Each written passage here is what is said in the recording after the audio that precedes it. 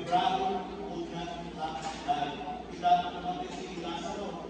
At ano kapatid, sabi nila, kay Jesus, sabi ko, but even now I know that God will give you whatever you ask. Sabi Jesus sa kanta, is told her, your brother will rise again. Ipagkagawa sa bata, yes, Bible said, he will rise with everyone else rise at the last days. Sinasabi ko natin yung muling bawal na natin kayo noon. Sinigyan ng Jesus Christ, mga pumubuhay na ng mga kapatid sa cemetery. At sabi ng Jesus sa verse of God, is told her, I am the resurrection and the life. Anyone who believes in me, sabi Lord, will live even after tayo. Ito ba? Kaya sinabi nga, Panginoon, kung kayo po ay narito lamang, diba parang may pagsisisi, parang may panunumban, sabata, hindi Panginoon. Kasi ito yung time, na namatay ang kanilang kapatid na yung kapatid nila, sila sa sabi doon, kung kayo po ay narito lamang, buhay pa sana kapatid ko. Subalit na lang kung narito, kayo'y pagkakalot sa inyo ng Diyos, ako na magiging sa Kanya. Muli mabubuhay ang inyong kapatid, sabi ng Jesus. Pamagsmatan, alam ko po, sa'yo mabubuhay muli sa uling araw. Ina, the last days, sinugami. Verse 25, sinabi sa kanila ni Jesus, ako, ang muling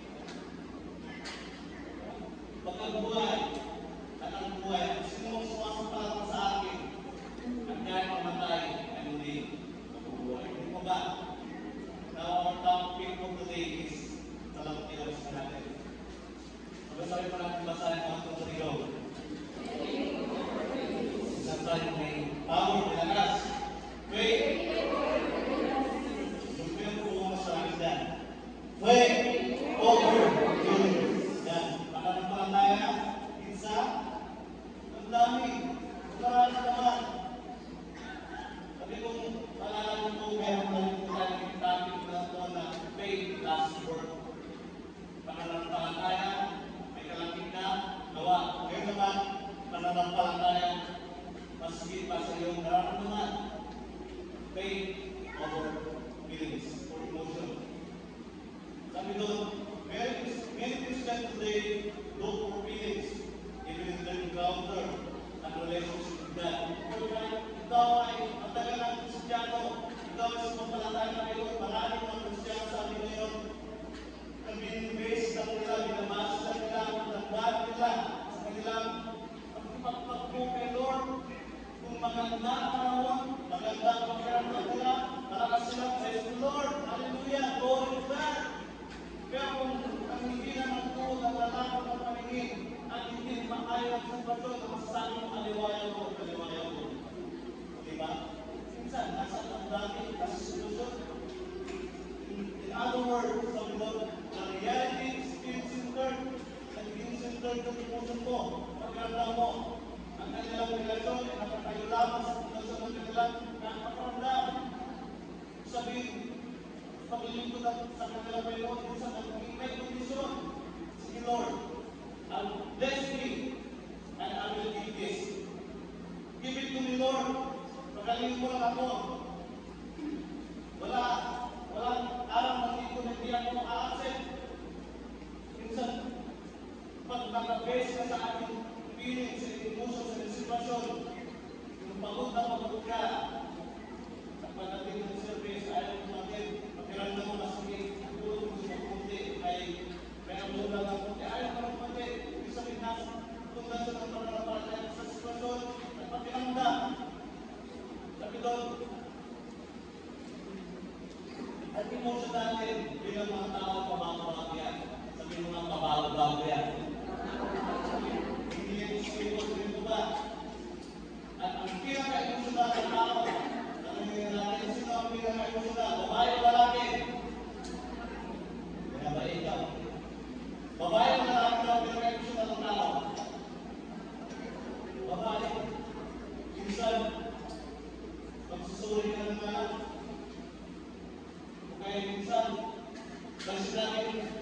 hindi. Yung pala po, oo. Pag sinabi mo po, yung pala hindi. Diba? Ang babawi po sa mga babae. Hindi ko sabihin, minsan na ituhan ang emosyonal. Kaya kung meron akong nakita, nag-exam sila, yung lalaki, 100 pound, 100 ang kailang exam, nakuha ng babae lalaki, 40 lang, at tuwang-tuwa. Yung babae, nakakaya ng 10 wrong, ay manakis lang. Ibig sabihin, minsan, hindi natin na babantay na ating emosyon. Sabi doon, your feelings can fall you. Hindi ka lang bagsak, dahil hindi ka dayain. Hindi po pwedeng pakiramdam mo lang yun, sabi doon, yun ay final. Ibig sabihin, pakiramdam mo. Sabi doon, yun ang mag-take ko yun ang final result. Hindi po pwedeng gano'n. Our feelings cannot be trusted, sabi doon, why? Because your emotion can hold you or deceive you. Sampo, pakiramdam ni Lucifer siya na ang pinakamagaling kumanta. Pakiramdam ni Lucifer siya na ang pinakamagaling tumugtog. Pakiramdam ni Lucifer siya na ang pinakamagandang anghel sa barat ng mundo. Sa langit, ano nangyari sa pakiramdam ni Lucifer? Tumaas ang emosyon niya, tumaas ang pakiramdam niya, tumaas ang pride niya. At anong nangyari kay Lucifer? Dinasya ni Lord o binagsak? Binagsak. Sabi doon, today you are happy. Tomorrow you are feeling down. Ito pabago-bago. Today, you feel like you can do it, Lord, I can do it. Sabi doon, you feel like you can achieve. Tomorrow you feel like tired, pagod. Sabi doon, you feel like it's impossible for you to make it. Today you are down, excited, but tomorrow you are broken and alone. Ibig sabihin, hindi mo talaga pwedeng mag-base o maging center na yung emosyon. Ito ba? Kaya sa salita ng Diyos, ang ginagawa ng tayo ay walang ka. Yes. So if you go with your feelings, sabi doon, you feel like go back and forth. Sabi doon,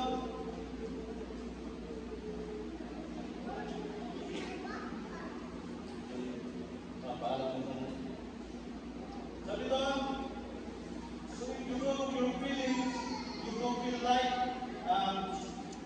go and forth. Sabi doon, nagbago ang pakiramdam mo ngayon, mamaya iba na naman ang mood mo. Hindi ka mag-usap-usap, hindi mo makaalis-alis. At minsan wala nang nasisimulan. Our emotions and feelings are valid. Ito naman valid yan kasi binigyan ka ng divine senses ng Lord. Ito ba? Nakakaramdam ka. Pero pag yung katawan mo, wala kang pakiramdam. Sa langit sa kanya, tumalis ka yung kaluluwa mo. Pero pakiramdam ka ngayon. Hindi naman natin sabi ng disregard. But huwag lang natin sabi ng huwag kang mag-mistake o huwag kang mayanan. Nagpuntuhin ka sa sarili mong emotion. Kaya minsan, hindi ang kaaway ang nagiging base bagkus your own emotion. Kaya nga, alam mo ba ang emotional ng mga tao lalo sa mga minsan 5 years of Christian emotional pa rin natin. Instead na mag-emotion, hindi mo na ang emotion. Diba? Instead na mag-pray at talk to God, hindi mo na mag-pray talk. Instead na magbabad sa salita ng Diyos, magbabad sa Pilipinas. Ito sabihin, yun ang pakiramdam mo, yun ang nakakagdaan sa'yo. Our emotions, we believe that our emotions are gift from God. But use it like sa tama. Sabi doon, appreciate sa mga bagay-bagay. Sabi doon, hindi namin, sabi doon, hindi tayo ginawa mabuto ni Lord. Bakit emotion ka? Yung mga emotion ka. Ibig sabihin, hindi lang po na pagsabihan ka o kaya kinismis ka, wala kang nagpagramdam. Ibig sabihin, hindi lang po, may emotion tayo. Sabi doon, but don't allow emotion to dictate and control your things. Don't allow emotion to overpower you or dictate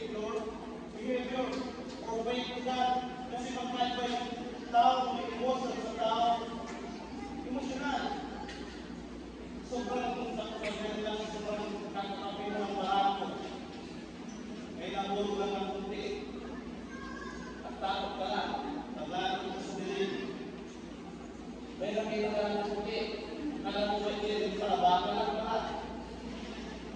Kaya nagamihan lang yung anak mo, ang pinagplaan mo, ang pinagplaan mo, hindi ka nakasumboy, nasa sa eskwela pa rin gano'n. Ibig ko sabihin, why don't overpower emotion with your faith to God? Hindi pa lang po yung anak ko, Lord, kahit ko, Lord, for your protection and provision to them. Ibig ko makalapaan ko natin yung Diyos sa God. Faith,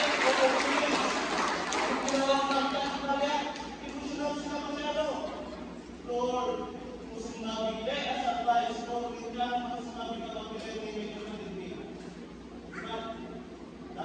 Damo na sila ng kanilang takot, ng kanilang emotion. Sabi doon,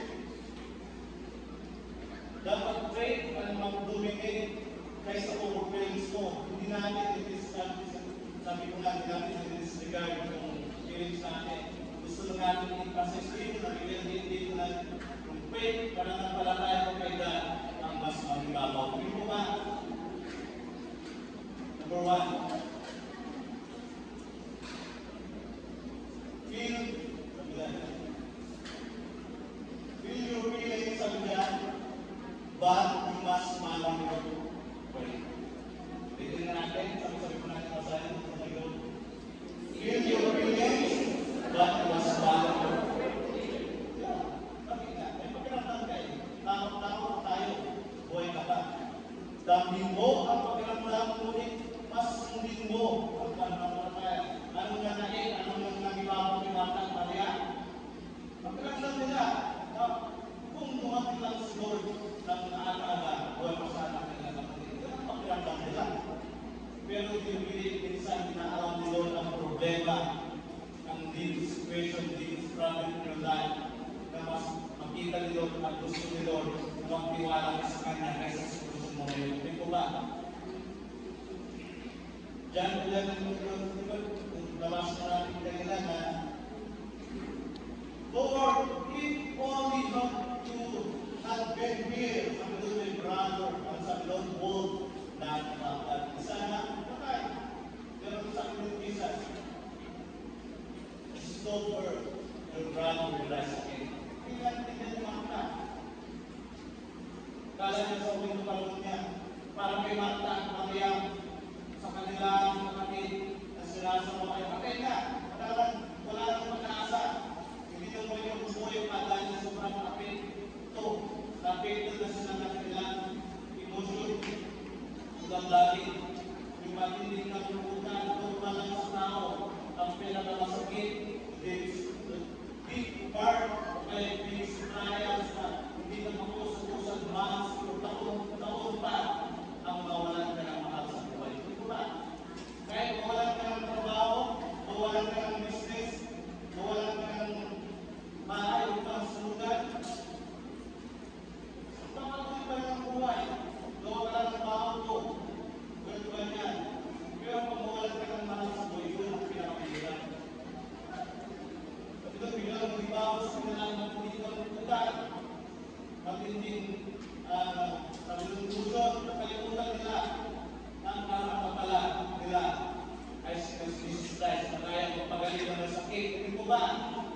Ang kapapala nila ay si Jesus Christ na kaya bumuhay ng mga patay. Hindi ko ba? Bibili na minsan pag nananalangin ka, hindi ka nananalangin sa ibigin Diyos o sa Diyos na may limited na kakayan. Hindi mo ba alam pag nananalangin ka, lumalapit ka, umaharap ka sa Diyos, ang nilalapitan mo ay narin na mga narin, Panginoon ang Panginoon, ang bumubuhay ang patay, ang papagaling, ang mga kapatid, ang papagaling, ang mga kapatid, kaya na, hindi mo ba, yun ang Diyos at siya ang banal ngayon, Kristo. Ibig sabihin, mas magagawa ang palangaya. Dahil alam mo, nakalimutan, bibili ng once na ikaw ay magpapanik, once na ikaw nanininervyos, once na ikaw ay tulala, hindi mo na gagawin mo sa paano ng problema, pagsubok. Diba, minsan namalang mo ka, hindi mo na ang pinag-awin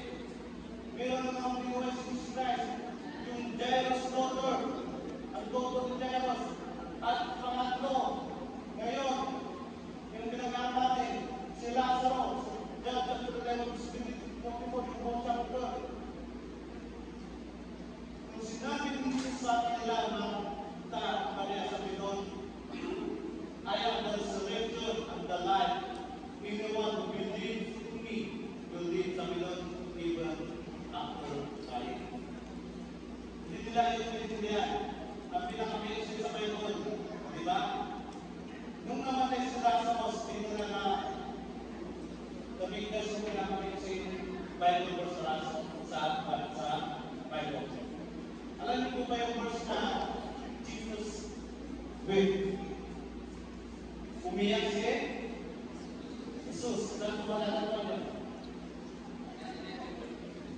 Diyan? Palapag para ng sa buhay. Amen? Kasi minsan, meron tayong Bible verse.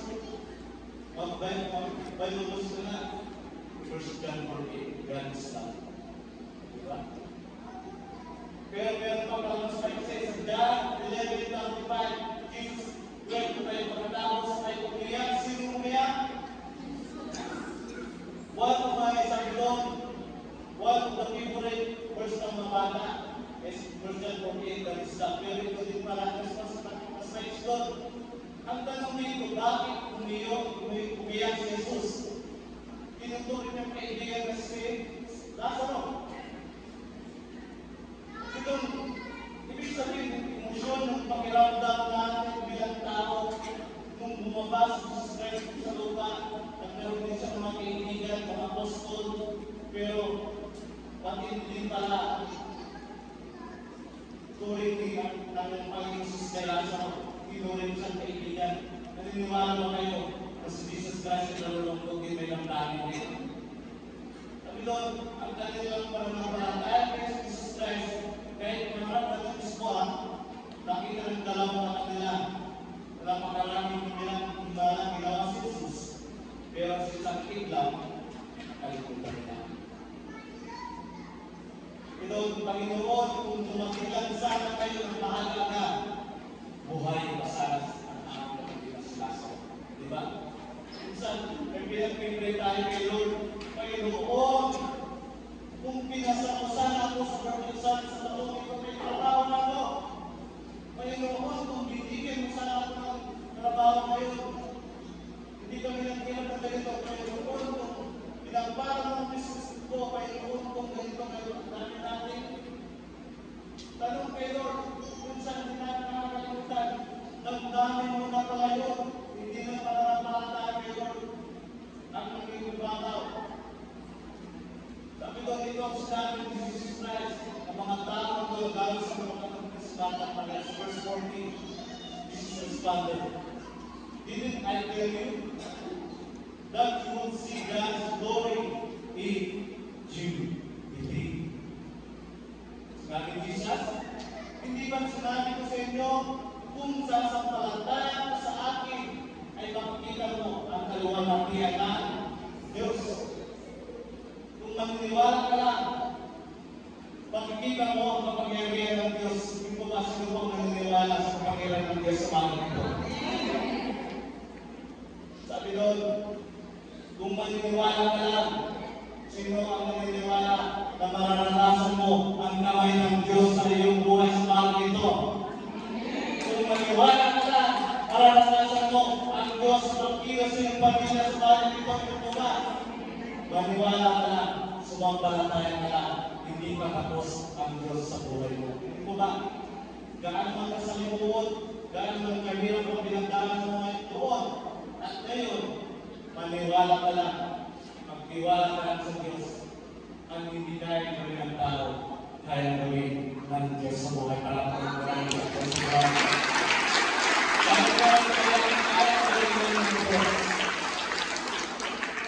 Let's go. Wait.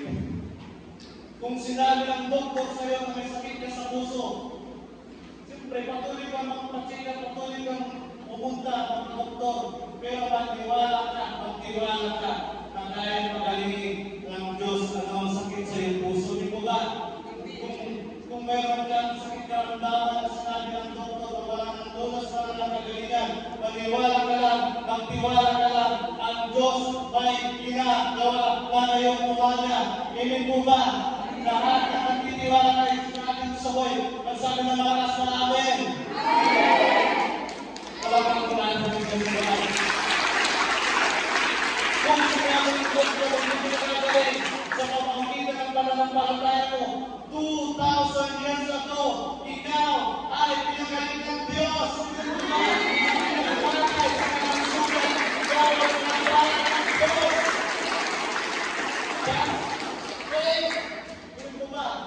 If you believe, you will see the glory of God. Ito, sabihin, maniwala ka lang. Yung faith mo, panampalataya kay Lord, ay mayroon ng ginagawang Diyos. Ang pananampalataya ay kaya bumuhay ng patay. Ang pananampalataya ay kaya makakita ng bulan. Ang pananampalataya ay makakarinig yung mabili. Ito ba? Ibig sabihin, kung pakiramdam mo ngayon, umaga, pakiramdam mo ngayon, sira yung karir mo, pakiramdam mo ngayon, sira ang pamilya mo, pagtiwala ka lang, center mo pananampalataya mo sa Jesus sa pamilya, ay gagawin ang Diyos sa mga ibuka. Faith over feelings. Ano po yung number one?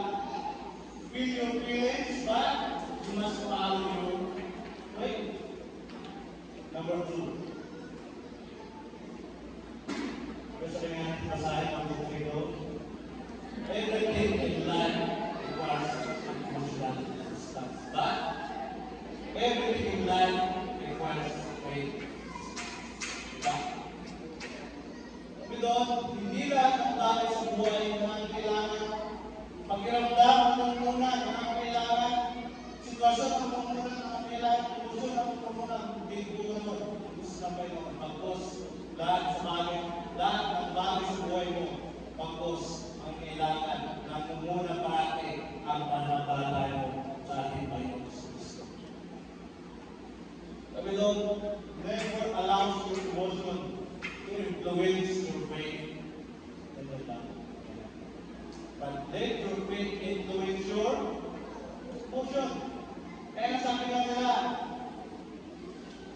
sa mga Kristiyano, pwede ka makasama, huwag ka sama. Bakit? Ikaw ang ilaw. Ikaw ang ilaw ng sanlibutan. Ikaw ang isa ng sanlibutan. Sabi doon, kung ikaw ang ilaw, kung nagpunta ka sa mundo, dapat ikaw ang nagdidinding. Hindi ka ikaw pamatay ng ilaw. Kaya sabi doon, tulad din ang mga emosyon na huwag payagan o hayaan o influensya ng emosyon ang pananampalataya mo. Bagos, hayaan mas mamingaw daw ang pananampalataya kaysa ang piramdam. Faith over feelings. Sabi doon, mas naging mo ng pananampalataya ang piramdam ang emosyon mo. Because we have the power to control our emotions. Paggalit ka, take note, tignan mo natin. Paggalit ka, mas mabuti na huwag ka lang magsalita. Paggalit si Mrs., paggalit si Mr., huwag mo na kayong mag-usap. Amin. Pakalmayin mo muna yung isa. Kung kayo magkalma muna kayong dalawa. At sabi ko, huwag na huwag kayong mag-away din sa harap ng mga anak. Mga magulang, sabi na bakit? Nakikita ng mga anak. Ibig sabihin, kung naniniwala pa kayo paggalit ang tao, wala nang control ang bibig niya at yung emotion niya. Kaya paggalit ka, huwag ka munang mag-debate. Ito pa, kung masaya ka, huwag ka munang agad-agad mag-desisyon. Hindi lang galit ka, pag masaya ka, excited ka, masaya ka, nakahawak ka na, nakuha mo na yung campaign month pay mo, 15 month pay, 20 month pay mo. Sasayang mo, bili mo na ng cellphone, kinabukasan, wala ka na pambayad ng kuryente. O diba? Ibig sabihin, control yung emotion. The Lord, ang gagawin mo sa pera nito, ibang mo sa lupa na. Ibang mo mo, lakansya mo. Pero siyempre, sitat mo na yung operate sa pamilya mo. Sabi doon, kapag galit ka, huwag ka muna ka, pag-usap, pag masaya ka, huwag ka agad mag-desisyon. Ito rin, pag malungkot ka, huwag ka agad magsulong. Umangkot mo. Pag malungkot ka, pumunta ka sa mga tao, alam mo na may Kristo sa kanilang puso. Hindi mo ba? Hindi yung pag malungkot ka, pumunta ka sa may mga bote. Hindi ba gano'n? Pag malungkot ka, pumunta ka sa Patay City. Hindi ba gano'n? Hindi. Pag malungkot ka, piliin mo ang mga kapwa ng Kristiyano para sabay-sabay na papurihan sa bahin at Diyos sa buhay para makatulad ng Diyos sa buhay. Kaya meron tayo Sunday. Kung labas ang kalungkutan mo kasi ang Diyos napakalapit sa mga broken. Ibig sabihin mo na, may pinagdadaan, pero pinipili mo pa rin na sumamba sa Diyos. Sabi doon, if God says, do not be afraid, means mangiba mo ang faithfulness sa Piliin mo. Kasi once na ako yung takot, emosyon mo, tulad ni Mata Talia, mapaparalyze kayo ng faith mo. Pwede ba gano'n? Lagi magputrahan ng faith at fear. Amen. Pwede, mas nangingibaw mo kami sa fear, takot mo eh. Sabi ng faith mo, ito, at sumasampalatayaan kayo, God will provide. Sino nang sabi ng God will provide sa Bible? Abraham, di ba? Ama, ano po ang ating iyanin? Nandong kay Yahweh. Anong sabi niya kung tinatawag kay saan? God will provide. Ang Diyos ang magbibigay.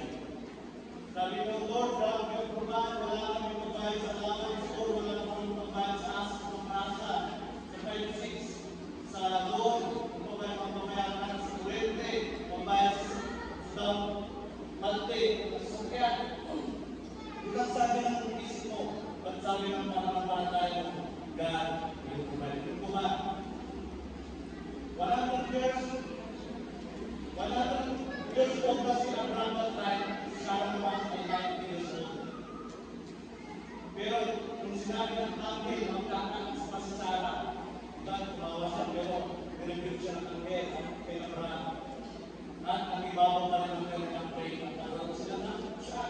Si Daniel, nung binabasa sa lingid ng mga liyo, natakot pa si Daniel, hindi takot, nang ibabaw yung faith niya. Sadra, hindi ko marami kong example. 7 times na pinahilig kong apoy, natakot pa sila, hindi, nang ibabaw yung faith nila. Kaya nga sabi ko, feel your emotion but you must follow your faith. Sabi ko sa pangalawa, that everything in life requires an emotional response. Hindi ka lang yung negative emotion. But everything in life requires faith response. Sabi doon sa pangatlo, God must respond to your feelings back to His Word. Hindi lang daw mag-respond ng Diyos sa inyong pakiramdam. Ang Diyos ay hindi tumutugon sa ating nararamdaman habang sa ating pakiramdam. Ngunit tumutugon ang Diyos sa Kanyang mga salita. Ito ba? Sino po naniniwala na may kapangyarihan sa salita ng Diyos? Sino po naniniwala na may kagalingan sa salita ng Diyos? Sino po naniniwala na may protection sa salita ng Diyos? Sino po naniniwala na may provision sa salita ng Diyos? May promotion. 2 Corinthians 5:7 sabi doon, for we walk by faith, not by sight. Sapagkat namumuhay kami balik sa pananampalataya at hindi sa bagay na kita lamang. Walk, sabi by faith, squeezed by your faith, sabi not by sight. For feelings, yung sabihin, kung kikilos ka, gumagalaw ka, para mauna ang pananampalataya. Sabi doon, pananampalataya sa Diyos at hindi mag-take over overpower ang emotion mo, pakiramdam mo, emotion mo. Hebrews 11:1,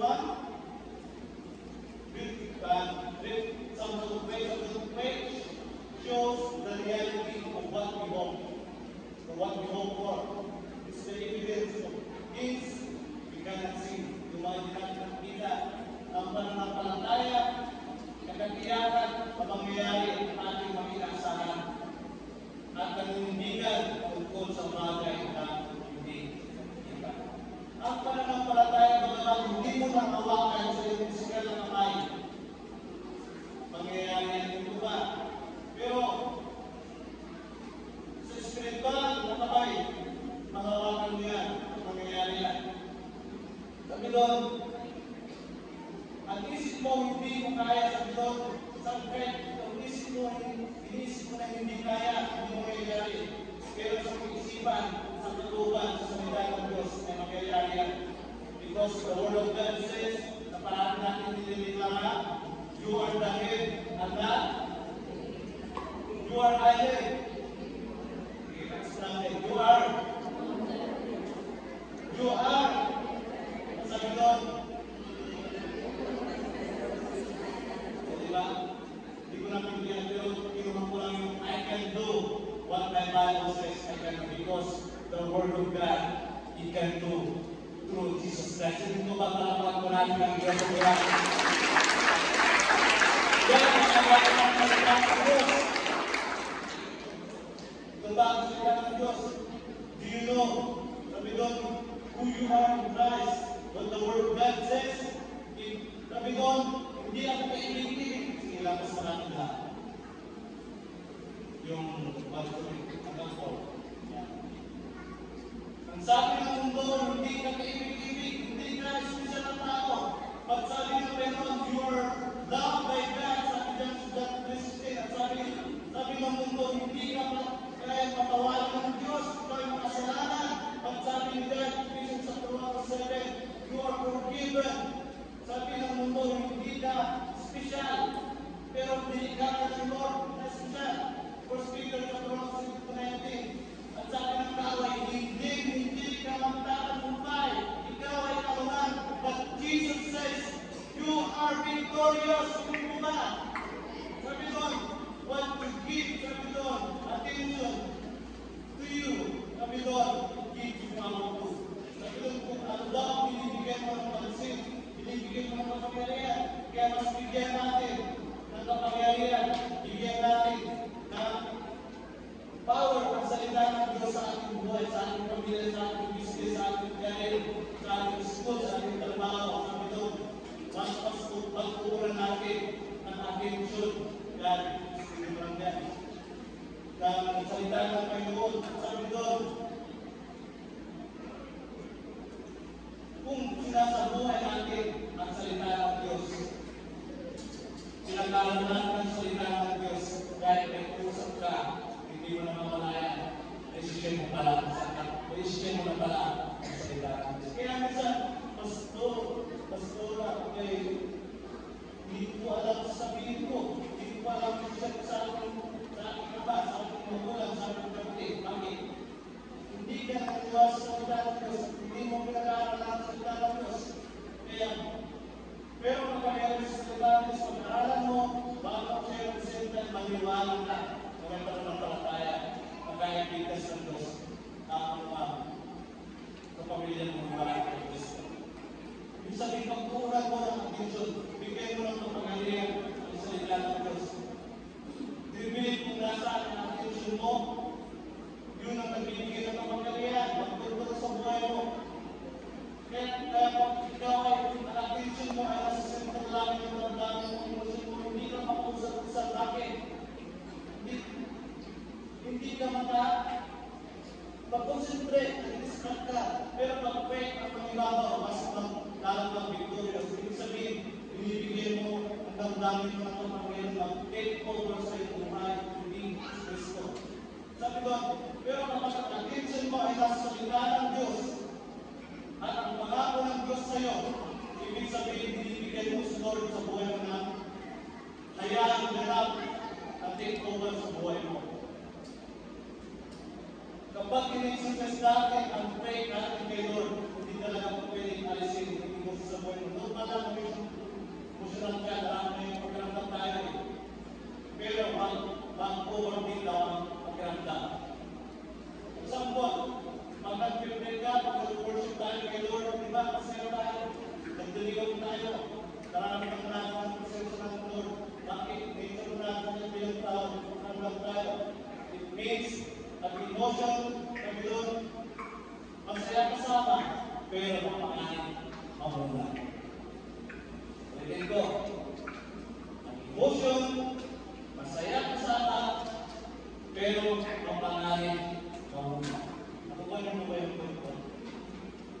Ibig sabihin, meron ang sitwasyon sa buhay mo ngayon at pinagdaraanan ka na hindi mo alam, hindi mo unawakan.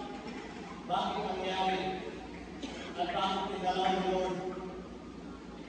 Huwag mo nang pilitin sa bukid sa isip mo. Maguguluhan ka lang. Diba? Sisiraan mo lang kayo. Stress, stress.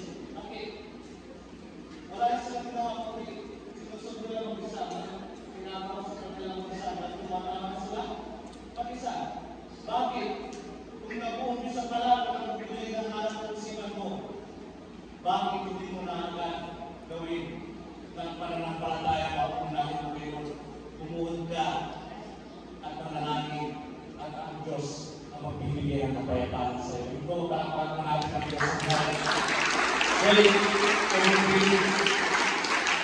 The word of God gives us victory. Yes, your feelings is valid. You have fulfilled your feelings, but you must follow the way. But you don't pray, it's primary, while feelings are secondary. Di ba? Primary din, pag-unang faith, but secondary yung feelings. And believe by faith, and not by how we feel. Sabi doon, ang salvation mo ay hindi na po alam sa pakiramdam mo, sa excitement mo, sa napakagandang inspiration ng Diyos sa iyo, sa napakagandang verse na binasa sa iyo, bakos, dahil sa pananampalataya mo kayo, ikaw ay nagkaroon na kayo sa buhay na malananggan. Sabi doon, faith over feelings. Feel your feelings, but you must value your faith. Sabi mo daw, kanamdam, ulit, mas hindi ang pananampalataya. Pangalawa, everything in life requires an emotional response, but everything in life requires a faith response. Maraming faith. Sabi doon, hindi lang kasalanan sa buhay ang kailangan ng emotional tukod. Ngunit ang pagbago sa buhay na ang kailangan na may pananampalataya. Lastly, God doesn't respond to our feelings, but to His Word. Ang Diyos ay nagtutulungan sa atin. Damdamin lang na, nararamdaman lang. Ngunit sa salita ng Panginoon, tumutugon ang Panginoon. Di ba kung pinagsusunod sa pag-asa ng Jesus Christ, said of God, gutom na gutom ang Panginoon sa Kristo.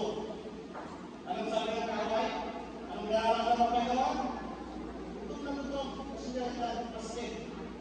Sabi ng kaaway, gawin mong tinapay ang bato. Yan. Sabi ng Panginoon, anong ginagawa ng Panginoon? Ang salita ng Panginoon, ang salita ng Kristo, hindi lang, sabi ko sa tinapay ng buhay, o diba? Ibig sabihin, ang salita, gusto ng Panginoon. Kaya minsan pa tayo nagpipray, Lord, sabi mo na ako'y nagkakayan. Sabi ng Panginoon, kaya gawin because I can do all things through Christ who strengthens me. Diba? Pag nagpipray ka, mas makapangyarihan mo yan. Pag gagamitan mo, kalapatan mo, ang salita ng Panginoon ko ba? At sabi doon, ang Diyos ay tumutugon sa kanyang salita. At kung nanampalataya si Martha at si Maria, anong sinabi ni Jesus Christ kay Lazaro? Tumayo ka, bumangon ka. At nabuhay ba mo si Lazaro? Nabuhay mo si Lazaro dahil sa kapangyarihan ng ating Panginoon sa Kristo. At lahat ng doon din si Martha at si Maria, lahat ng doon ng saksi, sila ay nagkaroon ng pananampalataya ni Jesus Christ. Na hindi kaya gawin ng tao, kaya gawin ng Diyos. Salamat po natin. Ito po yung talaga. Ano bang sitwasyon mo na ngayon? Ano bang sitwasyon mo noon? Mas magbagal lang ang pananampalataya. Ito ba? Minsan hindi mo naiintindihan, Lord, bakit gano'n? Bakit ganito? Bakit ganyan? Dami natin tanong kay Lord. Pero makakataon lang yan. Kung magiging ng pananampalataya kay Lord, dahil tutunin niya natin, kaya paglalagay, bigyan ng lakas kay Lord. Kung meron lang dito, ito ay estudyante ka, ikaw po nang nakakilala kay Lord. Lord, bakit gano'n? Ang pamilya nila, pupunta pero kami hindi pa. Pero sa amin meron pa akong hindi kaya gawin dito ba? Naniniwala pa kayo na as for me and my house will serve the Lord. Napakasaya na magandang tingnan ng mga paa, buong pamilya na